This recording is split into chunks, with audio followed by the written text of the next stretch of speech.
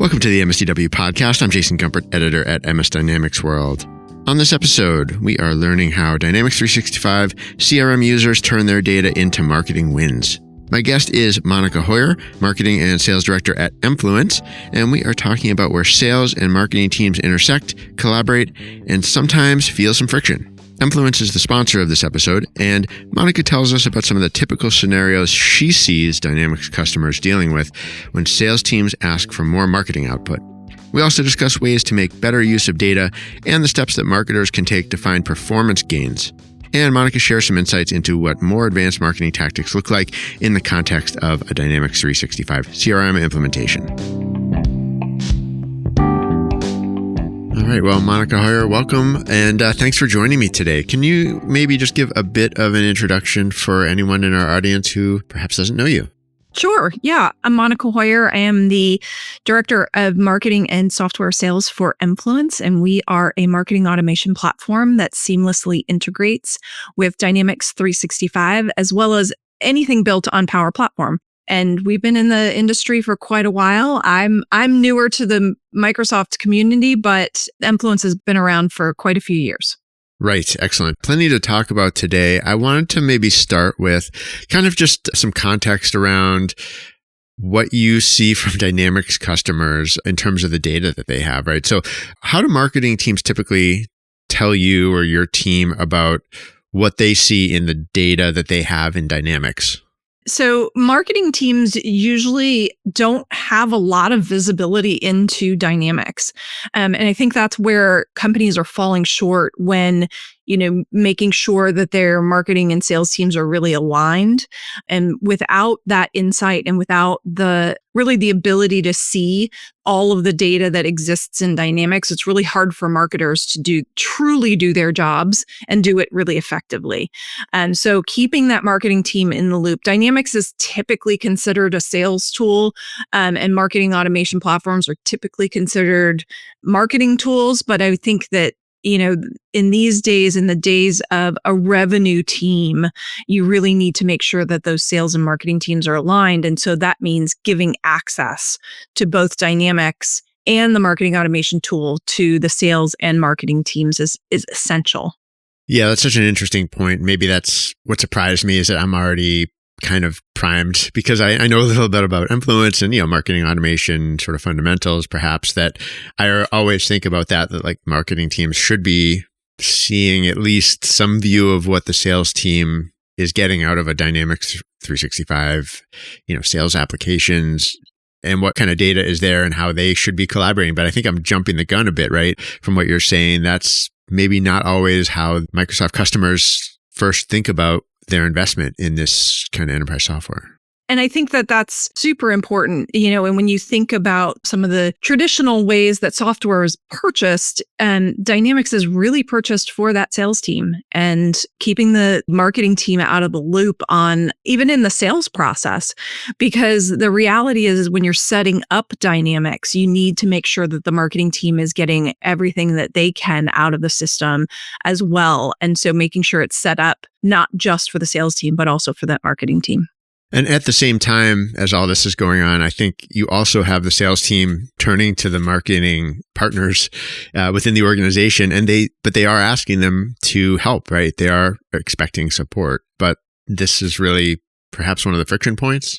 Yeah, and a lot of the time, partners don't deal in marketing automation platforms. They're not selling something. And so they don't necessarily have those answers. And so you need to find a partner who really does understand not only the sales side of the business or implementing Dynamics 365 and some of the Power Apps, but also a marketing automation platform. And that's really where we're focusing a lot of our time is having those conversations with partners to make sure they're well equipped when that conversation comes up with their end users or their, the people they're selling to, making sure they have all of the answers for them. So it's a tough conversation to have when you don't know the answers as a partner.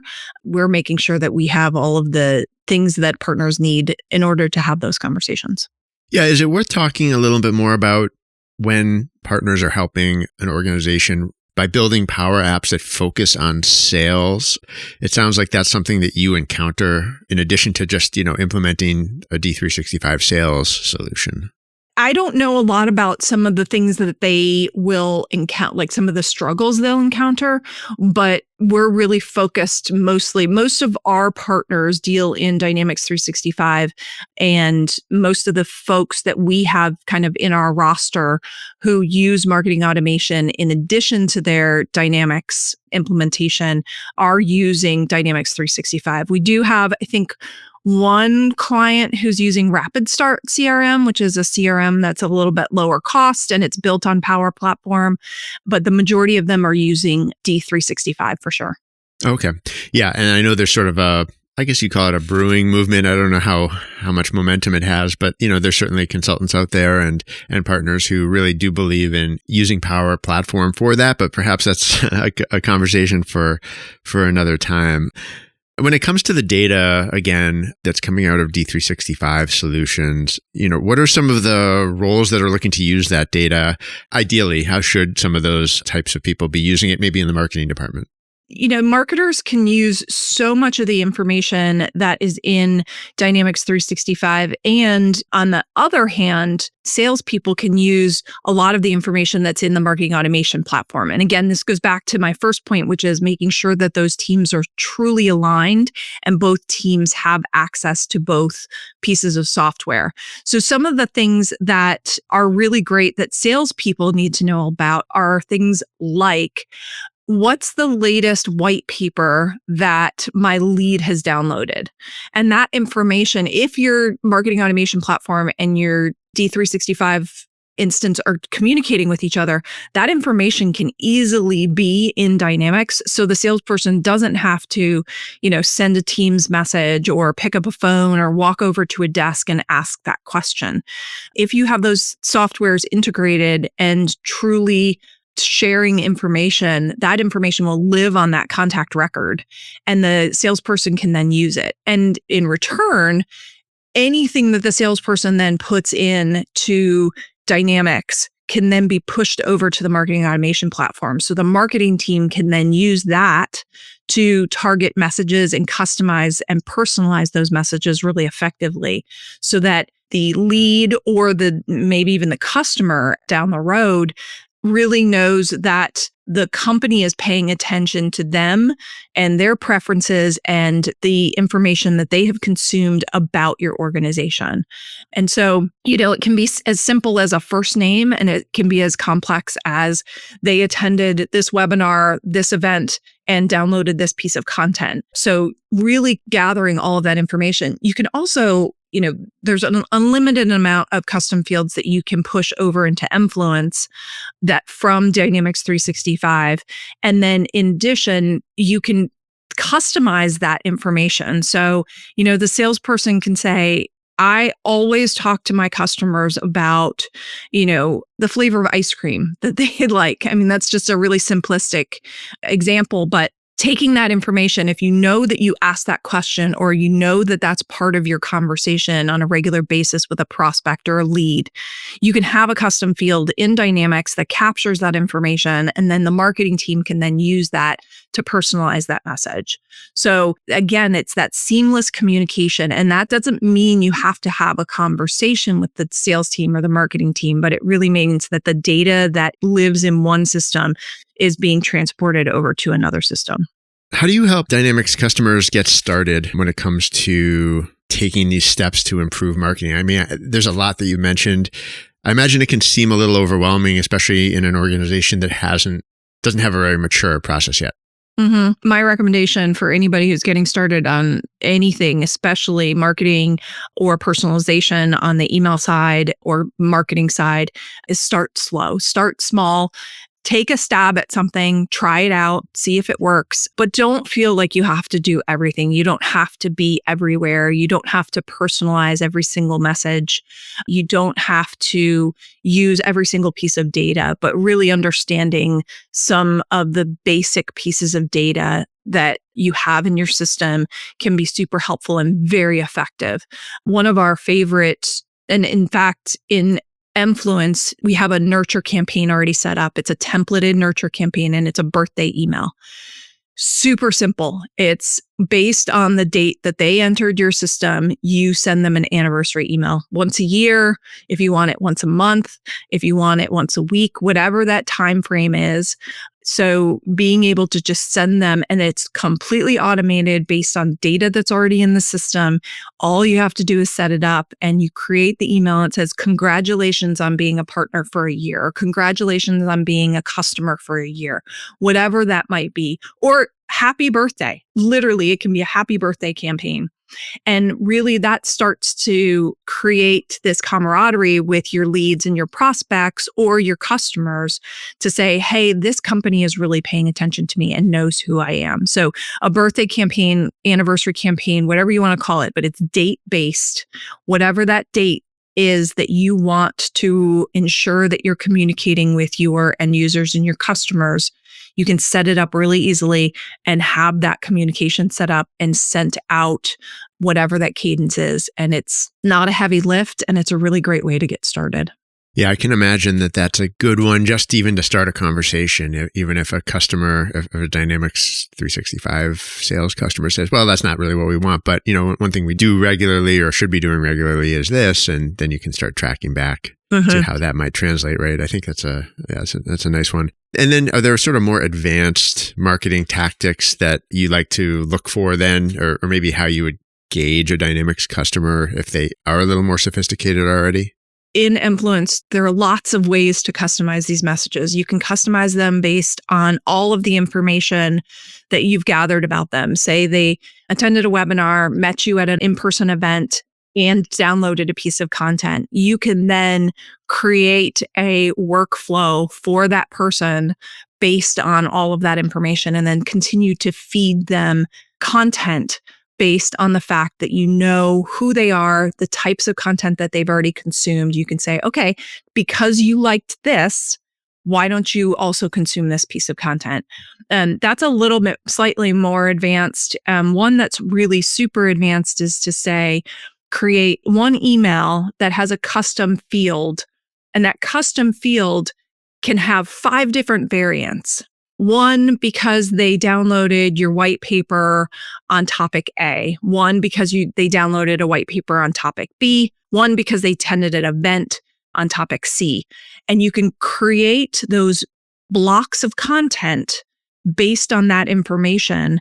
And then because that data lives on that contact card in Dynamics and also in your marketing automation platform, that content will change based on who that person is.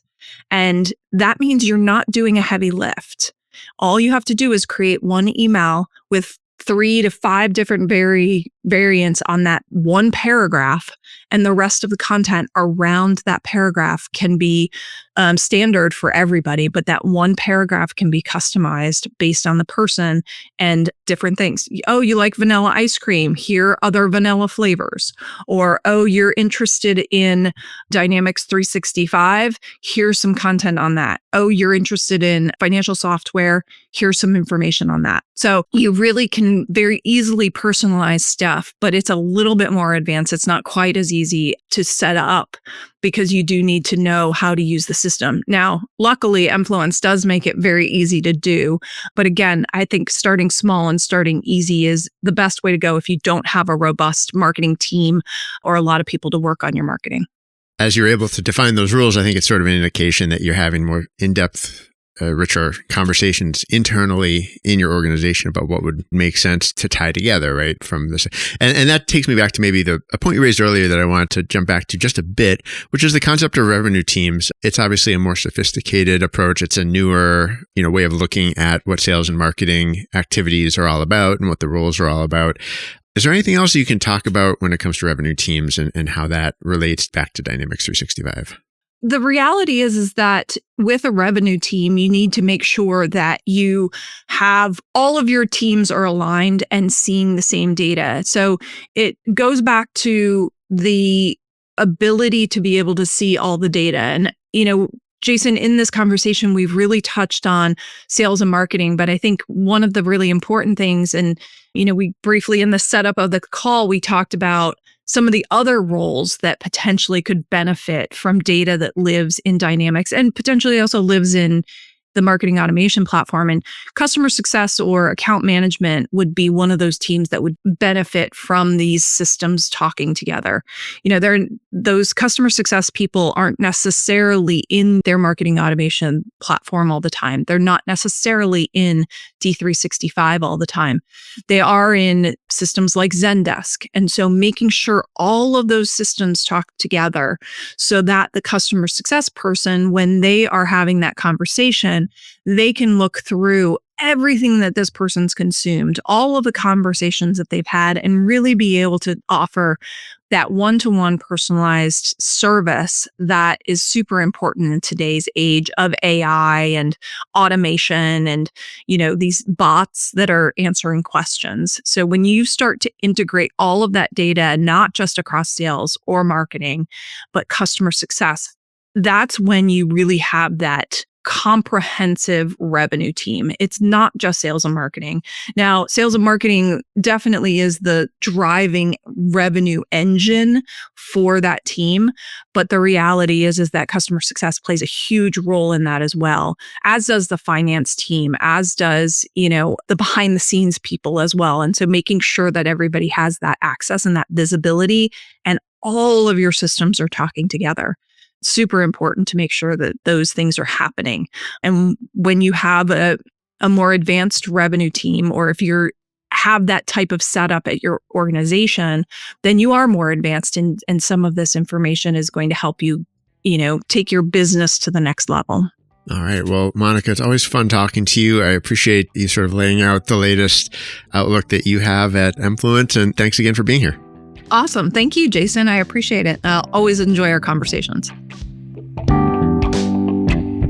This has been another episode of the MSDW podcast. My thanks once again to Monico Hoyer for joining me and this message from Emfluence. Want to see what smarter marketing with Dynamics really looks like? Check out EmfluenceMarketingPlatform.com for tools, tips, and a closer look at the platform. And that's it for this episode. If you want to get in touch with me, you can send me an email, jason@msdynamicsworld.com. For all of our updates, please do follow us on LinkedIn. Until next time, this is MS Dynamics World, signing off.